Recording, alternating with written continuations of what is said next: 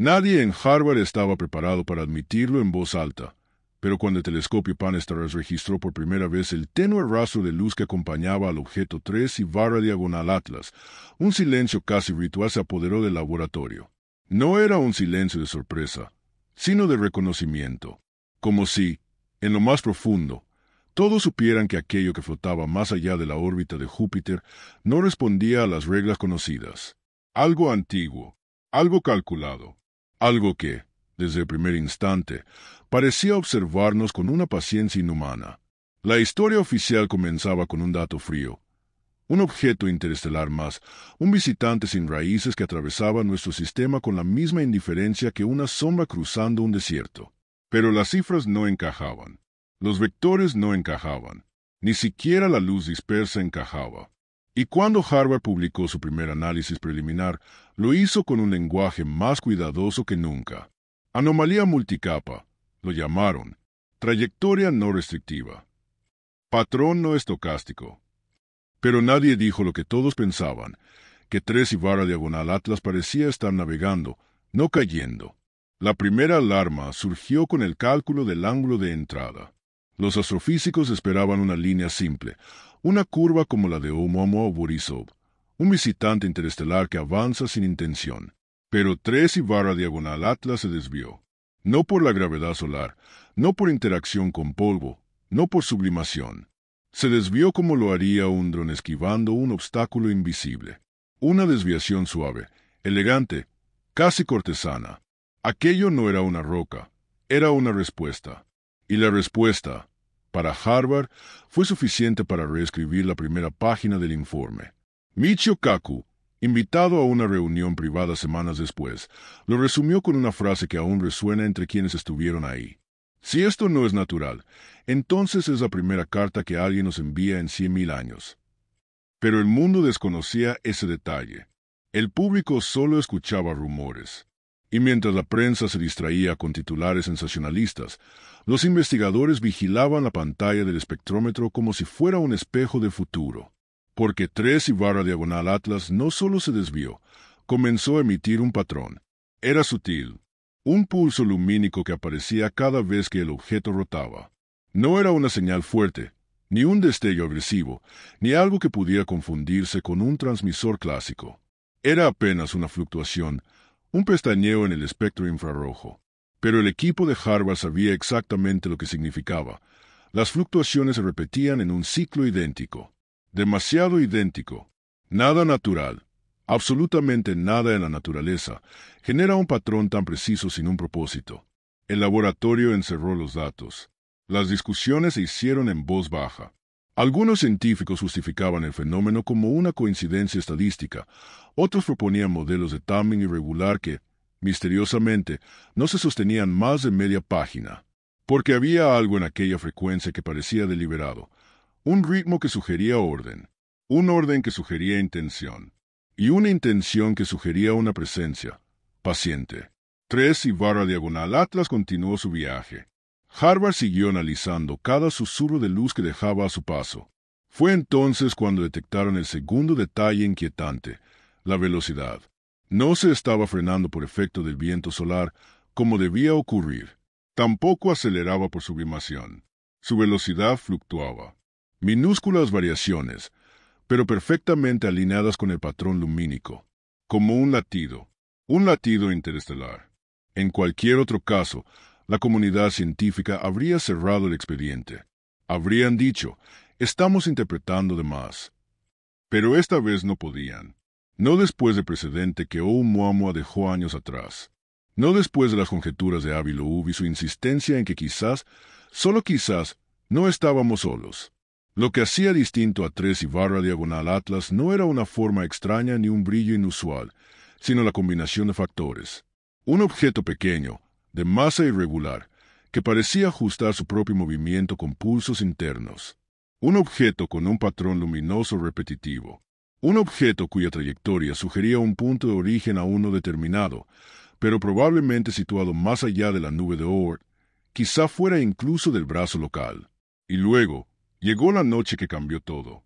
El espectro reveló un pico fuera de escala, un pulso tan intenso que sobresaturó el detector del telescopio. La computadora lo registró como un error. El técnico pensó que se trataba de una interferencia artificial, pero al revisar los datos crudos, descubrieron que el pico no era ruido, era una secuencia. Una secuencia compuesta por segmentos de luz que imitaban el comportamiento de una señal modulada. Aquello no era ruido. Aquello era un mensaje. Corto, afilado, matemático. Como si alguien, o algo, hubiera decidido abrir los ojos durante un segundo y permitirnos ver la estructura interior del visitante.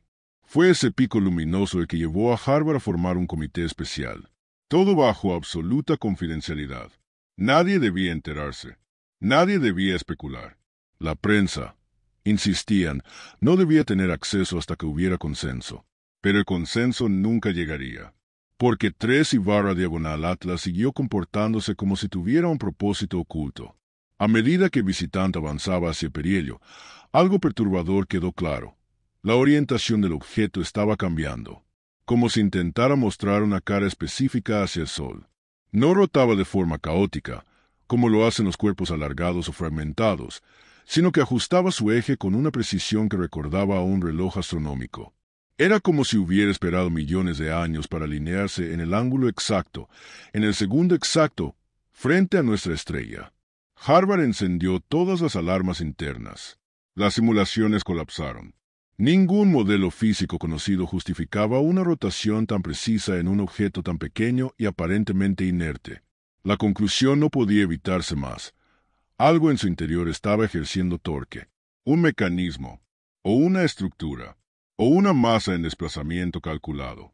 Las tres alternativas llevaban al mismo punto. 3/Atlas no era una piedra. Era un artefacto. La palabra no se dijo en voz alta.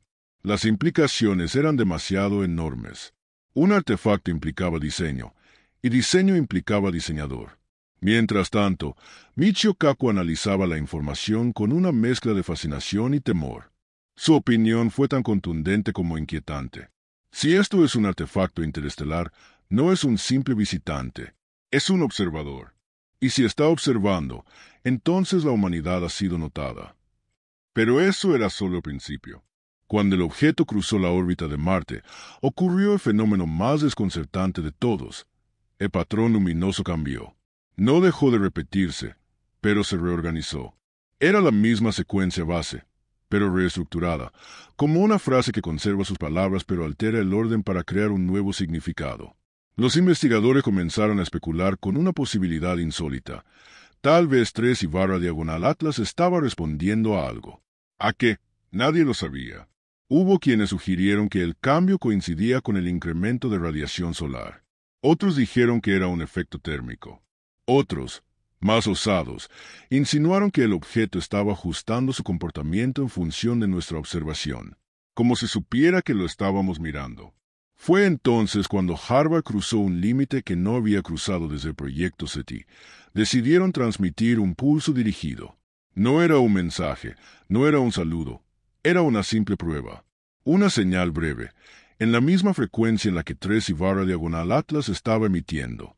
Nadie esperaba respuesta, pero la respuesta llegó. Ocurrió 41 minutos después, cuando el objeto repetía su rotación habitual. Un nuevo pico luminoso emergió desde su superficie. No era una secuencia larga, era un eco. La misma forma, los mismos intervalos, pero comprimido, como un reflejo, pero un reflejo inteligente. Un reflejo que decía, «Los escucho». La sala de control se quedó paralizada. Hubo quien lloró. Hubo quien se negó a creerlo. Ellos, científicos entrenados para analizar sin emocionarse, comprendieron que la humanidad acababa de cruzar un umbral que no podía desandarse jamás. 3/Atlas no solo estaba ahí. 3/Atlas estaba consciente de nuestra presencia. Las siguientes semanas se volvieron un desfile de datos imposibles. La estructura interna del objeto comenzó a revelar anomalías desde el radar de alta frecuencia. No reflejaba como una roca, no absorbía como hielo, no dispersaba como polvo comprimido. Reflectividad irregular, como capas superpuestas, como una cáscara que oculta un interior más complejo. Los análisis de densidad fueron aún peores, la masa aparente fluctuaba. A ratos parecía más liviano. En segundos siguientes, más denso. Eso no podía ocurrir. No había forma. No existía ningún mecanismo físico natural que alterara la densidad estructural de un cuerpo sólido de forma tan dinámica. La única explicación plausible era inquietante. Había algo moviéndose dentro de él. Algo que reorganizaba su interior como un órgano vivo reorganiza sus tejidos. Para entonces, Harvard ya no estaba estudiando un objeto, estaba estudiando un comportamiento. Y ese comportamiento escondía un patrón que heló la sangre de todos los involucrados. 3/Atlas estaba ajustando su trayectoria para pasar más cerca de la Tierra de lo previsto inicialmente. No lo suficiente para impactar, no lo suficiente para generar alarma pública, pero sí lo bastante como para que la distancia mínima fuera deliberada. Demasiado deliberada. En la pizarra del laboratorio, un físico escribió la frase que definiría todo el proyecto. ¿Y si somos el objetivo? Nadie tuvo el valor de borrarla. Las simulaciones, ahora más complejas, revelaron un movimiento imposible. El objeto estaba alineando su trayectoria para sincronizarse con un punto específico detrás de la órbita terrestre. No un punto vacío, sino una región conocida como la Gran G2, el mismo lugar donde se ubican los telescopios más sensibles de la humanidad. Era como si 3/Atlas supiera exactamente dónde poner su mirada. Los investigadores cruzaron datos, midieron vectores, revisaron modelos gravitacionales. Nada podía explicar esa precisión.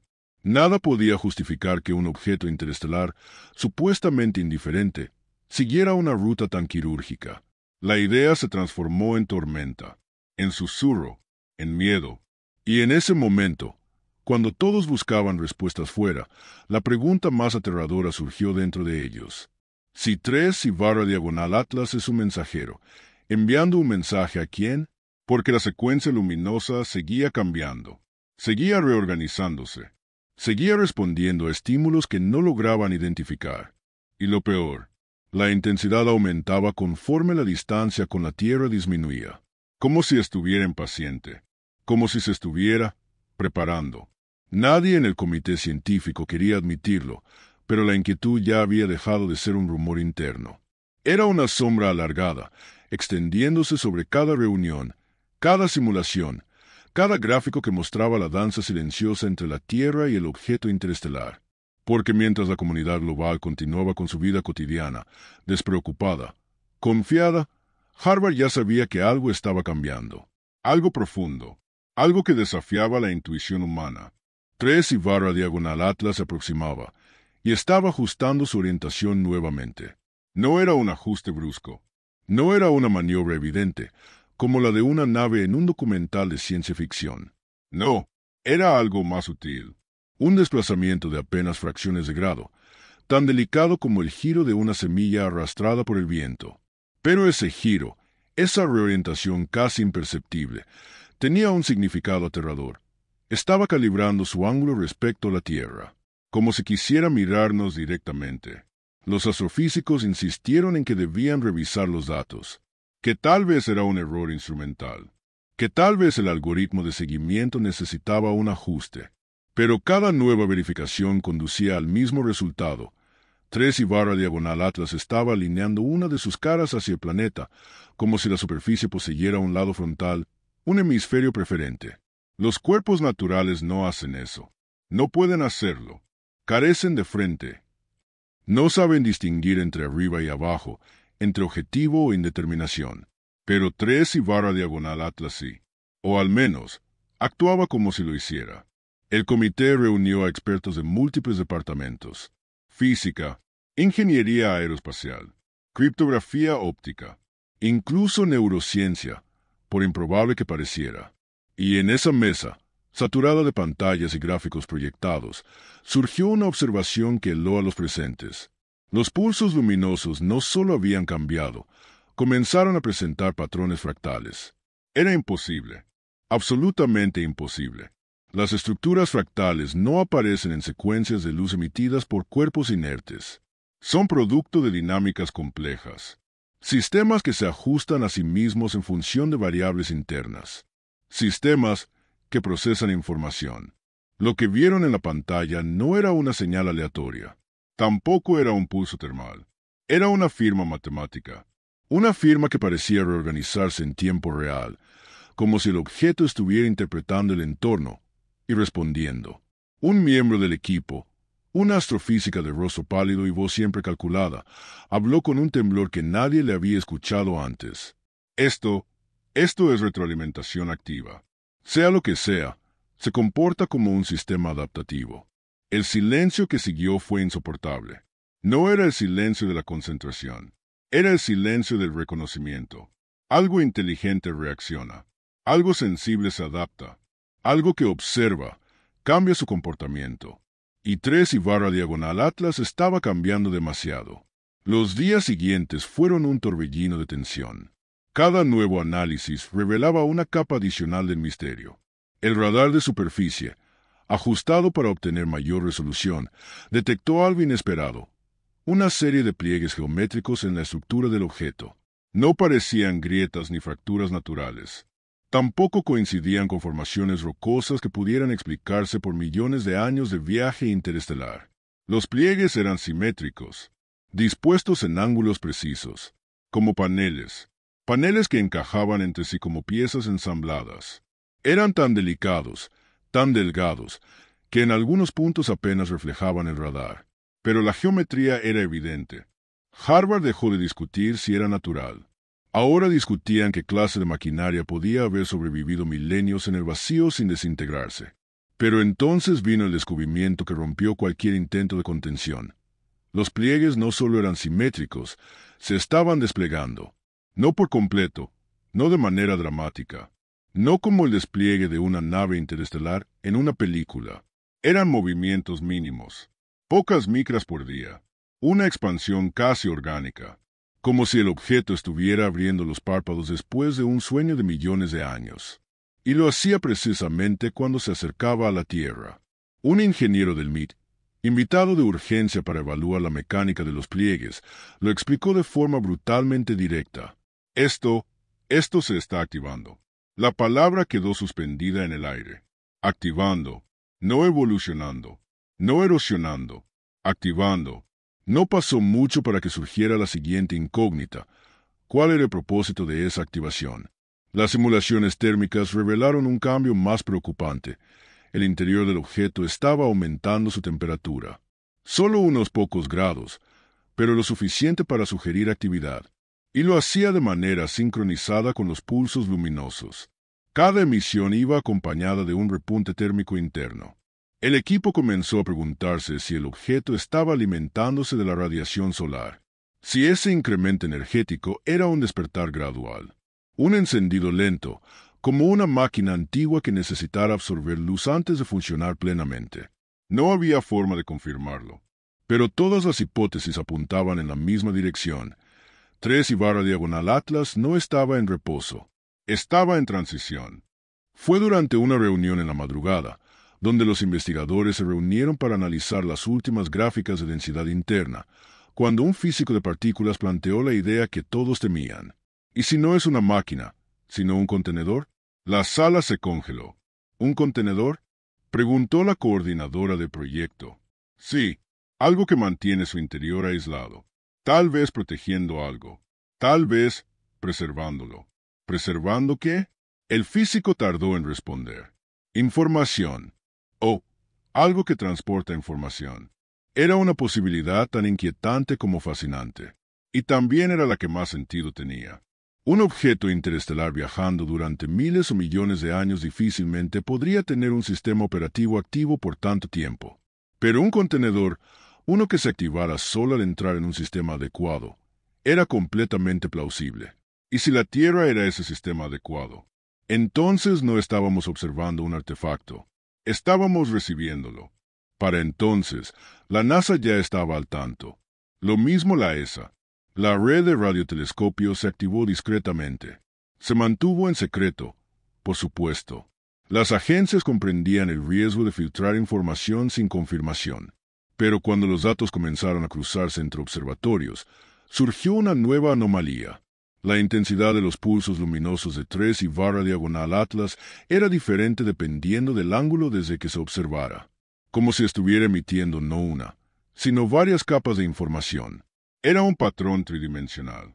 un lenguaje en volumen, y todas las capas parecían fusionarse en un punto imaginario situado directamente entre la Tierra y el objeto, como si estuviera enfocando la información hacia nosotros, exactamente igual que un faro dirige su luz hacia una embarcación específica.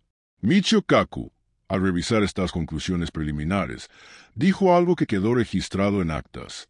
Si esto es un mensaje, entonces no se está transmitiendo al espacio. Se está transmitiendo a un receptor localizado aquí. Y ese receptor somos nosotros. A medida que los datos se acumulaban, una idea comenzó a crecer en el comité. Una idea absurda, extravagante, casi ofensiva, pero imposible de ignorar. 3/diagonal Atlas no estaba simplemente pasando por el sistema solar. Estaba siguiendo un protocolo. Un protocolo que solo se activaba bajo condiciones específicas. Y esas condiciones parecían estar cumpliéndose en la Tierra. Era absurdo. ¿Por qué nuestra civilización? ¿Por qué ahora? ¿Por qué este momento cósmico? Esta era, este pequeño planeta azul orbitando una estrella mediana en un rincón olvidado de la galaxia. Los expertos en evolución planetaria ofrecieron una teoría sencilla. No éramos especiales. Simplemente, habíamos alcanzado el umbral tecnológico que, a escala cósmica, nos hacía detectables. La emisión de ondas de radio, la contaminación lumínica, el calentamiento artificial de la atmósfera, las firmas tecnológicas propias de una especie que despierta su propia existencia. Tal vez eso era lo que el protocolo de 3/diagonal Atlas esperaba. La pregunta, por supuesto, era la siguiente. ¿Qué ocurre cuando un protocolo extraterrestre detecta una civilización emergente? ¿Es un saludo? ¿Una advertencia? ¿Una evaluación? ¿Una siembra? ¿Un juicio? La incertidumbre se volvió insoportable. Cuando 3/diagonal Atlas cruzó la órbita de la Luna, un fenómeno completamente nuevo emergió. El objeto comenzó a emitir pulsos en una frecuencia que coincidía con transiciones energéticas de hidrógeno. Era tan específico, tan improbable, que no podía ser casualidad. El hidrógeno es el elemento más abundante del universo, el punto de partida de casi toda conversación científica. Era como si el objeto estuviera hablando en un idioma universal. Un miembro del equipo SETI, con lágrimas en los ojos, lo dijo con claridad. Este es el equivalente cósmico de alguien diciendo, «Estoy aquí». La humanidad recibió ese mensaje sin saberlo aún. Y 3/diagonal Atlas continuó acercándose. Fue entonces cuando ocurrió lo que nadie esperaba. Por primera vez, el patrón luminoso reveló una estructura lo suficientemente clara para interpretarse. No un mandala abstracto, no un fractal caótico. Era algo más definido. Algo que los criptógrafos y geómetras tardaron solo minutos en identificar. Una espiral logarítmica. La forma presente en galaxias, huracanes, conchas marinas. La forma que representa el crecimiento natural, la expansión, el orden dentro del caos. Pero eso no era lo más inquietante. Lo más inquietante era lo que acompañaba la espiral. Un punto brillante exactamente en el borde interior de la figura. Un punto que representaba un origen. Un comienzo. Lo más aterrador fue cuando superpusieron la espiral con modelos de la Vía Láctea. El punto coincidía con la ubicación aproximada de la Tierra. Una espiral. Un origen. Un mensaje que decía, «Sé dónde estás». En medio de ese panorama, cuando Harvard luchaba por comprender la magnitud del mensaje, surgió una pregunta inevitable. Una pregunta que hasta entonces todos habían evitado. Una pregunta que ahora te hago directamente a ti, que escuchas esta historia. Si una inteligencia cósmica estuviera acercándose a la Tierra, no por accidente, sino intencionalmente, ¿crees que nos está buscando, o que está respondiendo a algo que nosotros enviamos sin querer? Mientras la humanidad vivía otro amanecer, Harvard descubrió la revelación más escalofriante hasta ese momento. Los pliegues geométricos del objeto finalmente se habían abierto lo suficiente como para revelar una cavidad interna. Una cavidad completamente hueca, como si el objeto guardara un interior vacío. Vacío de materia, vacío de masa, pero no vacío de propósito. Porque dentro de esa cavidad, los sensores detectaron algo que hizo temblar a toda la sala de control. Una estructura suspendida sin soporte, como si flotara dentro del vacío absoluto del objeto. Una estructura lisa, simétrica, perfecta, del tamaño de un corazón humano, y tan inmóvil, como si estuviera esperando algo que aún no habíamos comprendido, algo que ya estaba demasiado cerca para ignorar. Nadie en Harvard estaba preparado para lo que significaba realmente aquella cavidad interna. Hasta ese momento, la humanidad había convivido con la idea de estar observando un objeto extraño, un artefacto posible, un mensaje potencial. Pero la imagen entregada por el radar de alta precisión, una imagen granulada, pero absolutamente inequívoca, destruyó cualquier intento de mantener la calma científica. Dentro de 3 y barra diagonal Atlas había una estructura suspendida, una forma perfectamente inmóvil, situada en el centro geométrico del objeto, como si fuese su núcleo. Y lo más perturbador no era su forma ni su posición, sino el hecho de que no parecía adherida a nada. Flotaba en un vacío absoluto, sin apoyo físico, sin sujeción, sin contacto. Era imposible. Un objeto sólido no puede flotar en el vacío interior de una estructura mayor sin fuerzas que lo sostengan. No había campos magnéticos detectables. No había rotación interna. No había densities fluctuantes como las que mantienen partículas atrapadas. La conclusión, aunque absurda, era ineludible. El núcleo estaba exactamente donde quería estar. No obedecía a las leyes internas del objeto. Obedecía a otra cosa. Los modelos físicos colapsaron. Los ingenieros se negaban a aceptar los datos. Y sin embargo, ahí estaba, una pieza del tamaño de un corazón humano, suspendida en un silencio mecánico que parecía tener miles de millones de años. Para entonces, las agencias de inteligencia ya habían intervenido. No podían revelarlo al público. El pánico sería inmediato. Una humanidad acostumbrada a mirar al cielo como un fondo indiferente no podía enfrentarse, de golpe, a la posibilidad de que algo superior estuviera acercándose. Pero la comunidad científica, recluida en salas sin ventanas, sabía que el tiempo se agotaba. 3 y barra diagonal Atlas ya estaba tan cerca que los telescopios ópticos comenzaron a mostrar textura superficial. Pequeños parches de material oscuro, zonas brillantes como superficies pulidas, regiones donde los pliegues geométricos parecían reflejar la luz solar con una intención casi artística. En una de esas observaciones, se descubrió algo aún más perturbador. La superficie del objeto vibraba. No era una vibración audible ni visible a simple vista. Era un temblor microscópico, un ritmo casi biológico. La frecuencia coincidía con las oscilaciones térmicas internas. Cada pulso lumínico, cada aumento de densidad, cada reorganización fractal del patrón. Los científicos comenzaron a describirlo con una palabra que nadie quería usar. Latido. 3 y barra diagonal Atlas tenía un latido. Y el núcleo suspendido parecía responder a él.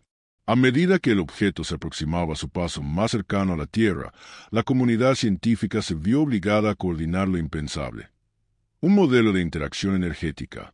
¿Qué ocurriría si el objeto emitía algo más que pulsos de luz? ¿Y si sus pliegues se abrían completamente? ¿Y si el núcleo interno cumplía un propósito para el cual la humanidad no estaba preparada?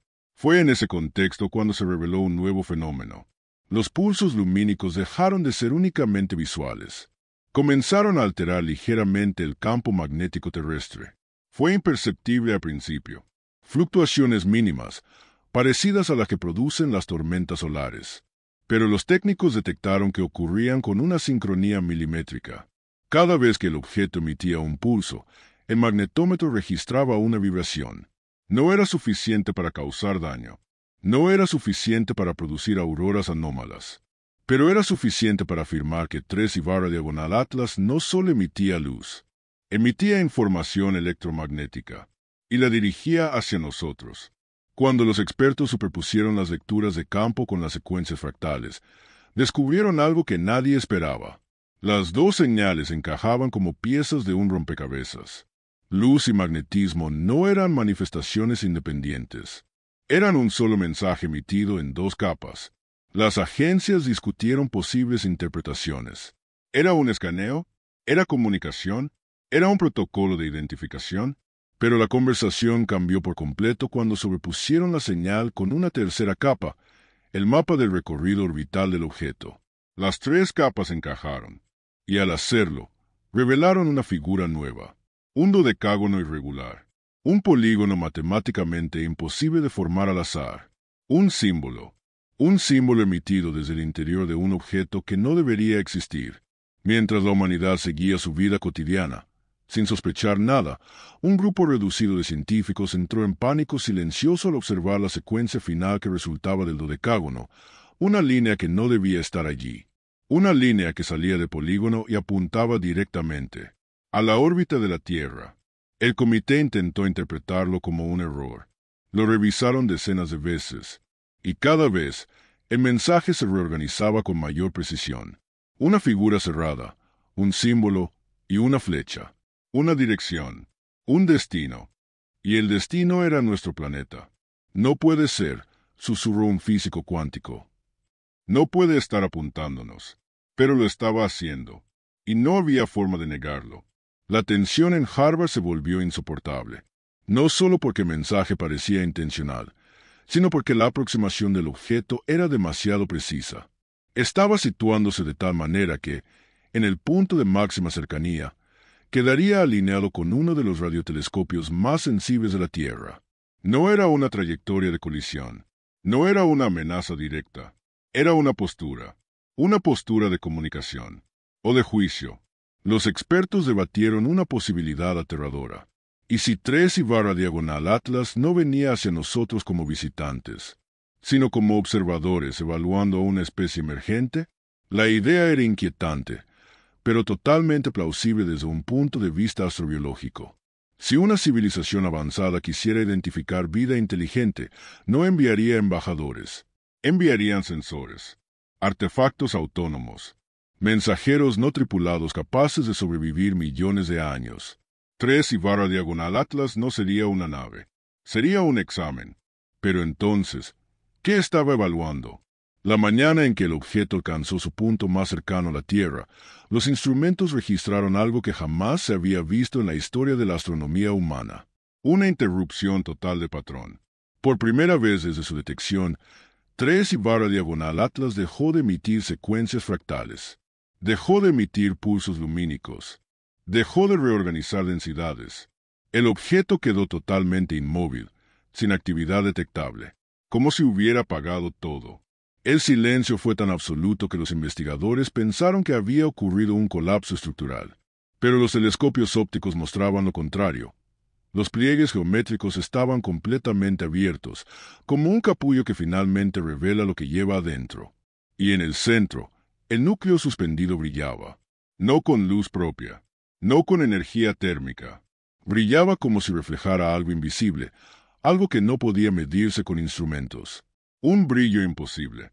Fue entonces cuando los magnetómetros detectaron una señal, una pulsación única, no repetida, no rítmica, una sola emisión. Pero esa emisión no estaba dirigida a la Tierra, no estaba dirigida al Sol, no estaba dirigida a ningún punto visible. Había sido dirigida hacia el vacío más allá del sistema solar. Los expertos tardaron minutos en comprenderlo, y cuando lo hicieron, la sangre se les heló. El objeto no estaba comunicándose con nosotros. El objeto estaba informando sobre nosotros. Era un reporte, un mensaje final, una confirmación de que había llegado, había observado, y ahora enviaba un resultado a un origen desconocido. Una señal de regreso. La conversación en la sala se volvió un caos. ¿Qué información envió? ¿Qué mediciones hizo? ¿Qué evalúa una tecnología capaz de viajar tanto tiempo? ¿Somos una amenaza? ¿Somos una promesa? ¿Somos un experimento? Pero hubo una pregunta más inquietante, formulada por un criptógrafo aterrado. ¿Y si ese mensaje no es el final del protocolo, sino el principio? El silencio que siguió fue más profundo que cualquier cálculo. Minutos después, algo inexplicable ocurrió. El núcleo suspendido comenzó a desintegrarse. No explotó, no se fragmentó. Simplemente dejó de existir, como si estuviera hecho de una materia que se desvanecía cuando completaba su función, cuando su misión concluía, cuando el mensaje había sido enviado. El interior del objeto quedó completamente vacío. Los pliegues se contrajeron lentamente, como pétalos resecos cerrándose después del último rayo de luz. El latido cesó. Las señales desaparecieron. La estructura geométrica colapsó a un estado inactivo.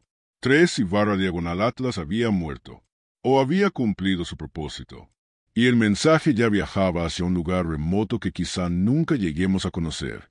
Los expertos temían una posibilidad que nadie quería pronunciar, pero todos entendían. Si ese mensaje era una confirmación, entonces quien lo envió podría estar esperando la respuesta. Una respuesta que aún no conocemos. Una respuesta que podría llegar mañana, en 1000 años, o nunca. Pero no era la única posibilidad inquietante. Porque mientras el objeto se alejaba gradualmente, ahora inerte, sin pulsos, sin vida, sin núcleo, un astrónomo detectó una anomalía final. La órbita del objeto se estaba alterando, no siguiendo un patrón natural, no por efecto gravitacional. Era como si 3 y barra diagonal Atlas estuviera siendo recogido, como si una fuerza suave, invisible, lo empujara hacia una trayectoria que no pertenecía al sistema solar, una trayectoria que lo sacaba del alcance humano, como si alguien, o algo, acabara de tirar del hilo que lo unía con su origen. La humanidad no lo sabía. La prensa no lo sabía. Afuera, el mundo seguía respirando con calma, pero los científicos temblaban ante una sola certeza. No fuimos quienes observamos a 3 y barra diagonal Atlas. Fue 3 y barra diagonal Atlas quien nos observó a nosotros. Durante las horas posteriores al alejamiento de 3 y barra diagonal Atlas, algo cambió en el ambiente dentro de Harvard. No era alivio, no era descanso.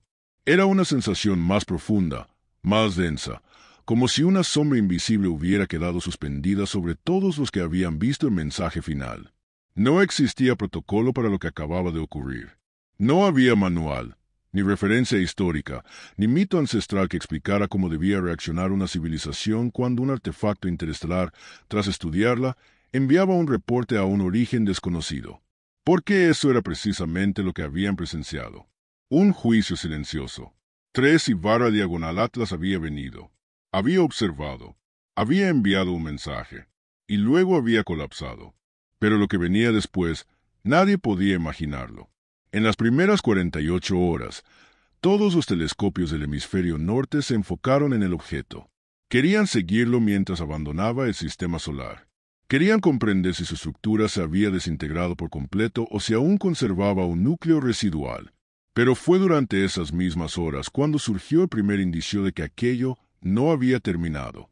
El radiotelescopio de Arecibo, reconstruido parcialmente como instalación automatizada, detectó un eco extremadamente débil proveniente de la dirección por donde 3 y barra diagonal Atlas alejaba.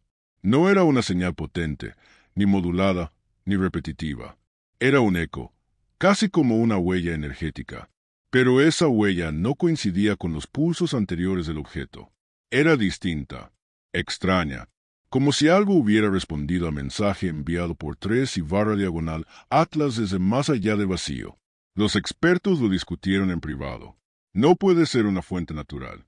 No puede ser ruido. No puede ser casualidad. No puede ser coincidencia que llegue justo después del pulso final. Sin embargo, había un problema.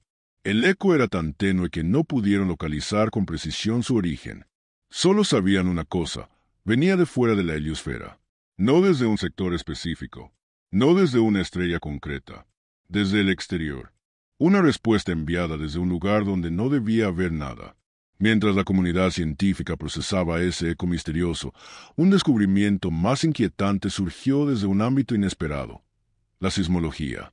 Los instrumentos de medición terrestres detectaron una serie de vibraciones extremadamente débiles distribuidas por diferentes puntos del planeta. No eran temblores, no eran fallas tectónicas, no coincidían con ningún patrón sísmico conocido. Las vibraciones eran demasiado pequeñas para que la población las sintiera, pero eran demasiado sincronizadas para ignorarlas. Un sismólogo de Tokio fue el primero en notarlo. Los temblores menores coincidían exactamente con los horarios en que 3 y barra diagonal Atlas había emitido sus pulsos electromagnéticos durante las últimas semanas. Una correlación imposible. Los sismólogos compartieron los datos con los astrofísicos. Los astrofísicos, incrédulos, corrieron nuevas simulaciones. La conclusión era devastadora. La Tierra había respondido de alguna manera al objeto. No la civilización humana, no las máquinas, no los instrumentos. La Tierra, el planeta, El organismo geológico completo. Los expertos en geodinámica lo explicaron como si fuera lo más natural del mundo, aunque sus voces temblaban. La Tierra reaccionó como si hubiera sido medida. ¿Medida por qué? Preguntaron. Por algo lo suficientemente avanzado como para que ni siquiera sepamos qué fue lo que midió. Los días avanzaron. El mundo seguía ignorante. La prensa, sin acceso a los datos clasificados, solo hablaba del paso del objeto como una curiosidad astronómica. Un visitante exótico, lo llamaban, el tercer objeto interestelar registrado. Pero detrás de las cortinas, un operativo global comenzaba a tomar forma. Reuniones secretas, organismos internacionales convocados discretamente, informes sellados bajo protocolos de máximo nivel. El miedo no venía del objeto. El miedo venía de lo que podría venir después. Porque 3 y /diagonal Atlas no se comportó como un mensajero que espera respuesta inmediata. Se comportó como un sensor autónomo. Un explorador que registra señales, evalúa condiciones, recopila información y la transmite de regreso a un punto de origen. Una misión que puede durar millones de años. Una misión que puede activarse sin importar quién esté del otro lado. La humanidad fue observada. Y ahora, quizá, estaba siendo catalogada. La siguiente anomalía llegó desde un laboratorio de espectroscopía en Múnich. Los expertos estaban analizando la composición de la superficie del objeto antes de que colapsara, comparándola con las nuevas emisiones detectadas por telescopios. Y fue ahí cuando descubrieron algo que contradecía toda lógica. La firma espectral de 3 y /diagonal Atlas había cambiado levemente, pero no después de su colapso. Antes, semanas antes, como si el objeto hubiera estado perdiendo masa de manera selectiva, expulsando partículas invisibles, dejando un rastro químico casi imposible de detectar. Era un rastro tan tenue, tan improbable, que solo podía interpretarse de una manera. El objeto había liberado algo al espacio. ¿Qué liberó? Preguntó el director del laboratorio. La respuesta llegó horas más tarde, desde un análisis paralelo en Francia. Partículas microscópicas se estaban detectando en la atmósfera alta. Partículas que no pertenecían a ningún proceso conocido. Partículas cuya geometría molecular no coincidía con ninguna formación natural en la Tierra. Partículas que parecía que buscaban algo. Los expertos temblaron al comprenderlo. 3 y /diagonal Atlas no solo observó, dejó algo atrás. Mientras las agencias internacionales debatían si debían alertar a la población, otro descubrimiento volvió la situación más crítica. Las partículas anómalas solo aparecían durante la noche, como si reaccionaran a la oscuridad, como si se activaran únicamente cuando el planeta no las observaba directamente, como si fueran sensibles a la presencia humana. Los primeros modelos computacionales fueron alarmantes. Las partículas no se dispersaban al azar. Formaban patrones lentos, precisos, deliberados. Un criptógrafo militar de Israel fue el primero en mencionarlo. Esto es exactamente lo que hace un enjambre de nanodrones. Pero no son máquinas, respondió otro. Quizá no máquinas como las entendemos. Una teoría comenzó a tomar forma en la comunidad científica. 3 y /diagonal Atlas no era solo un mensajero. Tampoco era solo un sensor. Era una etapa de despliegue, un precursor, un instrumento que examina un mundo y deja atrás un rastro que, quizás, está diseñado para crecer, para expandirse, para informar o para preparar. ¿Pero preparar? ¿Qué? La tensión llegó a su punto máximo cuando un fenómeno totalmente inexplicable apareció en el cielo nocturno sobre diferentes regiones del planeta. Una serie de luces extremadamente débiles, alineadas, formando líneas rectas perfectas a altitudes donde no había satélites. No se movían como satélites, no brillaban como estrellas fugaces, no parpadeaban como drones, no tenían trayectoria orbital conocida.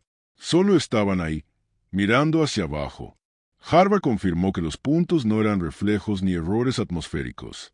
Eran objetos pequeños, diminutos, mucho más diminutos que 3 y /diagonal Atlas, y aparecían únicamente en sectores donde las partículas anómalas habían sido detectadas. Un físico de la Agencia Espacial Europea pronunció la frase que cambió el rumbo de toda la investigación. 3 y barra diagonal Atlas no nos estaba observando. Entonces, ¿qué estaba haciendo? Estaba señalando nuestro mundo para que otras cosas lo observaran. Los patrones lumínicos en la atmósfera comenzaron a organizarse. Trazos suaves, geometrías imposibles, líneas perfectas que desaparecían cuando los sensores trataban de capturarlas. Era como si una red, una enorme red invisible, se estuviera desplegando alrededor del planeta. Una red que no bloqueaba señales. Una red que no interfería con satélites. Una red que solo hacía una cosa: mirar. La humanidad no lo sabe aún. El mundo sigue tranquilo. Las ciudades continúan iluminándose por la noche. Los niños van a la escuela. Los adultos trabajan. Nadie siente nada extraño. Pero los científicos que han seguido cada paso de 3 y barra diagonal Atlas saben que ya no están solos en el cielo. Saben que algo se activó. Saben que algo fue liberado. Saben que algo está midiendo, catalogando, observando, y que el mensaje enviado por 3 y barra diagonal Atlas ya fue recibido. Lo que nadie sabe, lo que ningún instrumento puede revelar aún, es si aquello que recibió el mensaje se acerca o si ya está aquí. Durante semanas, la humanidad vivió sin entender que su cielo había cambiado para siempre. Nada en los noticieros, nada en redes sociales, nada en los telescopios domésticos. El mundo seguía girando con la misma rutina, la misma confusión y la misma esperanza de cada día. Pero en los laboratorios, en los centros de control y en las oficinas silenciosas donde los científicos intentaban traducir lo imposible, la tensión se acumulaba como una tormenta que nadie sabía cómo detener. Porque ahora ya no se trataba de 3 y barra diagonal Atlas. Se trataba de lo que 3 y barra diagonal Atlas había dejado atrás, y de lo que, quizás, venía después. Lo primero que hizo el Comité Internacional fue crear un mapa de dispersión de las partículas anómalas. El patrón era desconcertante. No se distribuían de forma uniforme por el planeta. No seguían corrientes de viento. No descendían con la gravedad. No obedecían ningún proceso físico conocido. Parecían moverse con intención. Aparecían en zonas densamente pobladas y luego se retiraban. Aparecían cerca de instalaciones científicas y luego ascendían. Aparecían sobre montañas, costas, ciudades y desiertos, como si estuvieran midiendo, no analizando en bruto, sino buscando algo preciso, específico, oculto a simple vista. Los expertos probaron múltiples hipótesis. ¿Buscan emisiones electromagnéticas? ¿Buscan ADN? ¿Buscan actividad tecnológica? ¿Buscan minerales? ¿Buscan un patrón biológico? ¿Buscan una anomalía que nosotros mismos desconocemos? Nadie pudo responder, porque las partículas no interactuaban con nada, no generaban residuos, no alteraban campos, no dejaban rastros detectables, pero sí se movían, y ese movimiento, aunque lento, era deliberado. El punto de inflexión ocurrió un domingo por la madrugada, cuando uno de los telescopios de Chile captó una imagen perturbadora. 37 partículas se habían alineado formando un triángulo equilátero perfecto sobre el Pacífico.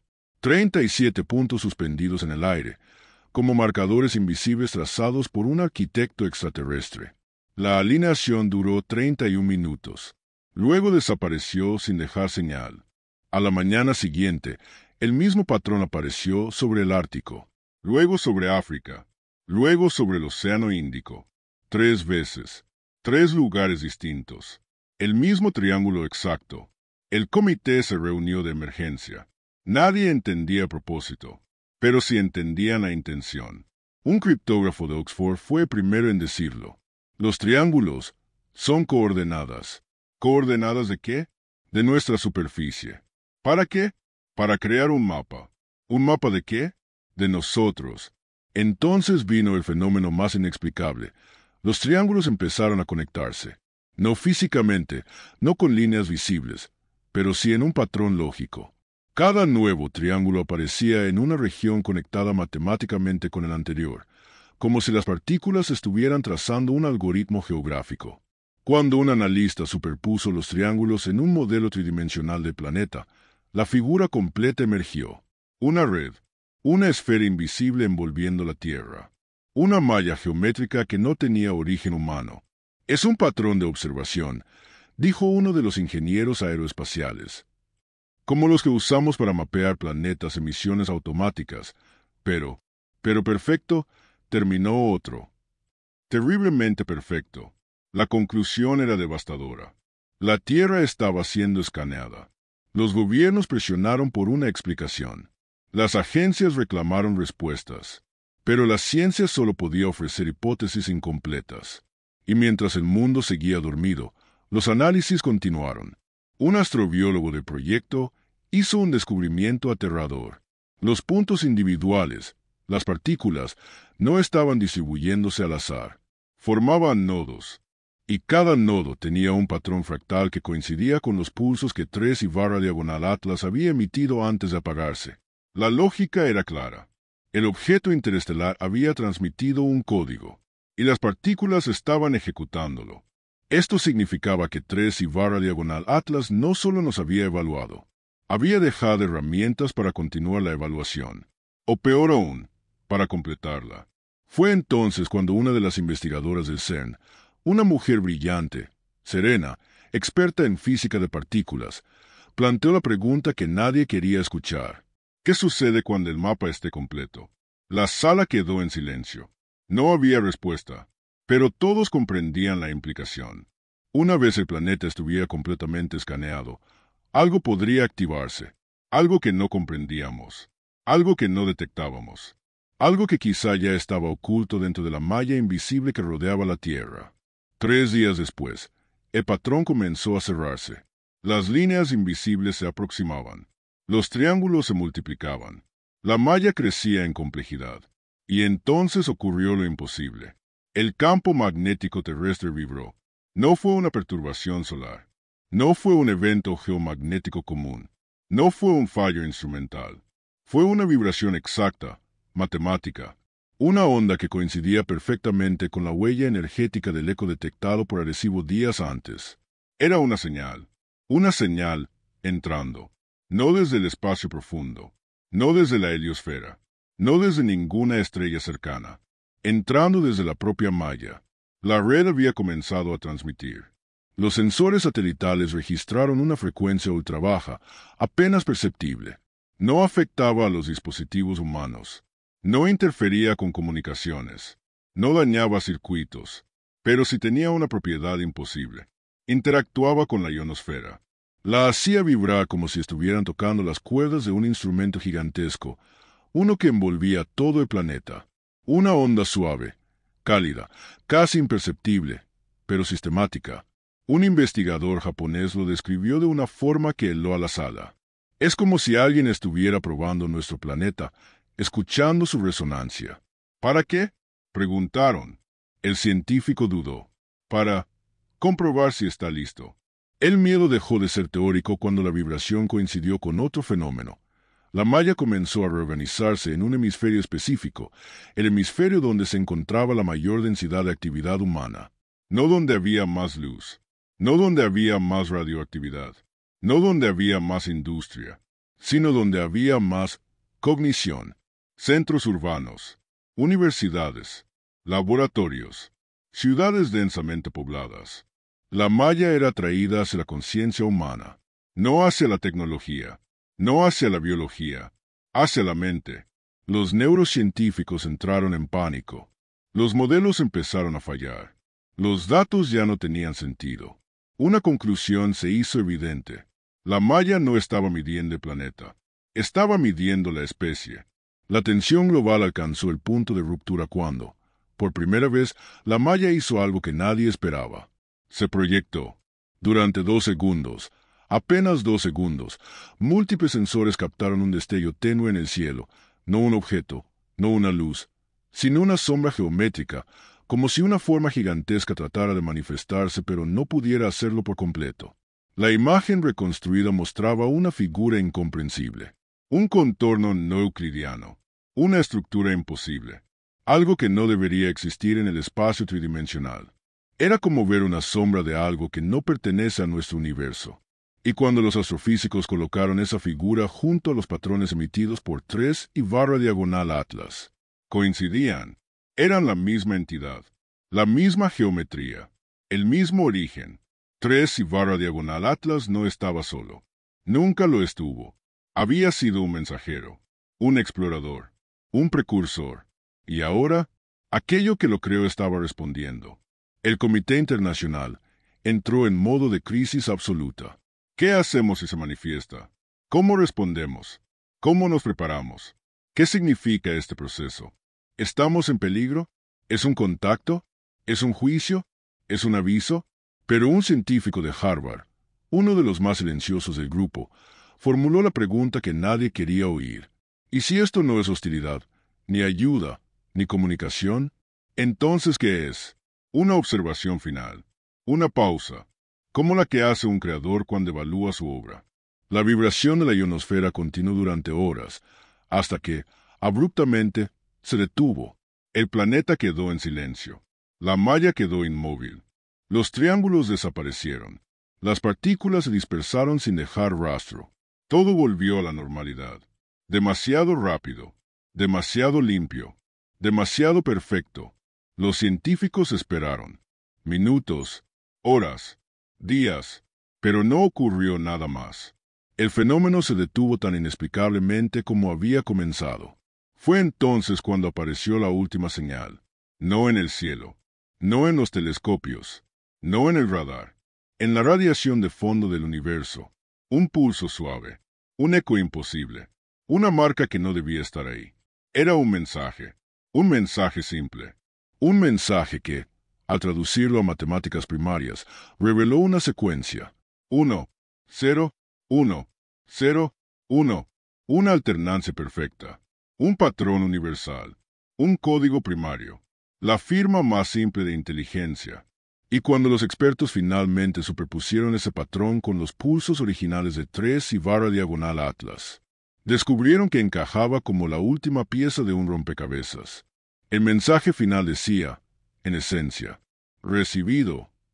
Nada más, nada menos, un reconocimiento, una confirmación. Pero eso no era lo inquietante. Lo inquietante era lo que implicaba. Si el universo respondió recibido, entonces la señal de 3 y barra diagonal Atlas fue para ellos, no para nosotros. Y ahora, en algún lugar del cosmos, algo sabe exactamente dónde estamos. ¿Quiénes somos? ¿Qué somos? No porque nos escuchó, sino porque nos estudiaron. Y ahora, el cielo nocturno parece un poco distinto. No en apariencia, no en luz, sino en silencio. Un silencio que ya no parece natural, sino expectante, esperando, observando, como si una inteligencia insondable estuviera decidiendo qué hacer con la especie que finalmente levantó la vista al cielo, justo en el momento en que no debía haberlo hecho.